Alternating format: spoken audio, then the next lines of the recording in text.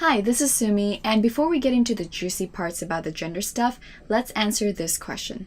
What is the difference between sex versus gender?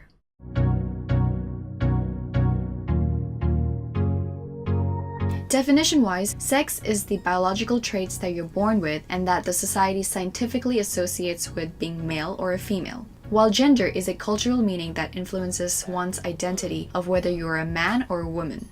In the past few years, I've noticed a lot of little things here and there about these rather binary terms about being a man or a woman, which are so trivial and common, but they've got such strong cultural and social implications. So where do these so-called gender norms even come from? Let's take a look at how we treat children based on the gender. Children are like a clean sponge. They absorb and learn whatever they see, whatever they hear, or whatever they're told. So at a young age, if a little girl likes cars, then that's not right because cars are only for boys.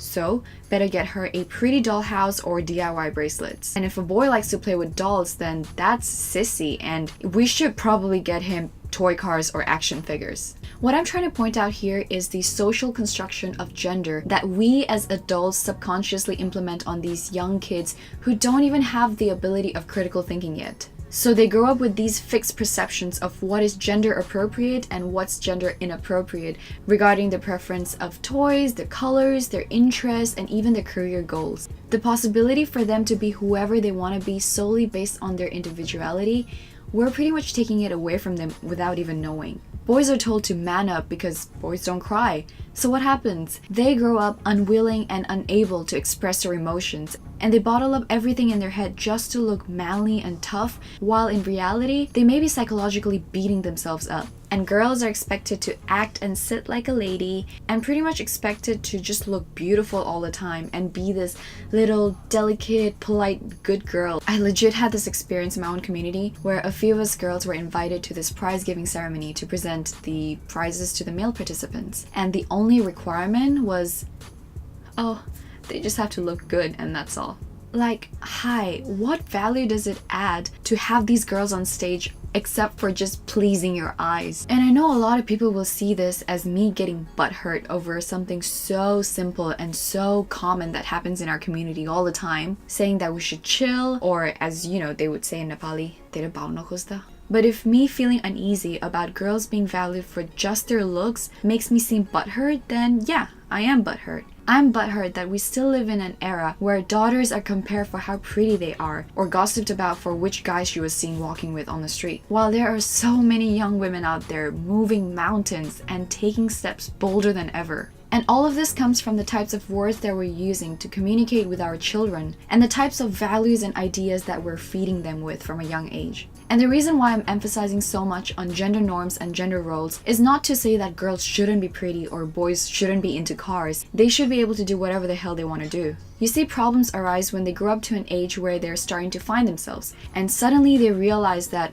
oh, I don't fit any of these criteria or standards that have somehow automatically been put in front of me. And even just the idea of breaking out of this traditional mold, it's terrifying. There's a whole aspect about being bullied by your friends, being stigmatized in the society, being a disappointment to your own family, and even being disowned by your loved ones.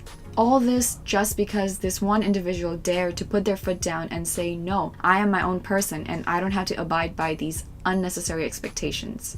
So what do? Make conscious choices. Be aware of these gendered marketing products. And most importantly, if you have children or younger siblings or younger cousins, then talk to them respectfully no matter what age they are. Listen to what they're saying or asking and answer them sensibly instead of just shouting at them or shunning them out just because they're curious about something that you're not comfortable talking about. Because it is their age to be curious anyways, and they're asking you because they trust you. So try your best to be a good role model, because it does make a lasting effect on their lives, and by the time you realize that you want to change some things, it's going to be pretty difficult.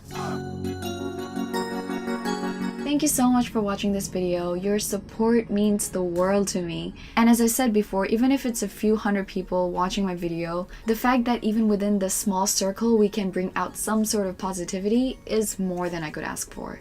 And I will see you in my next video. Bye!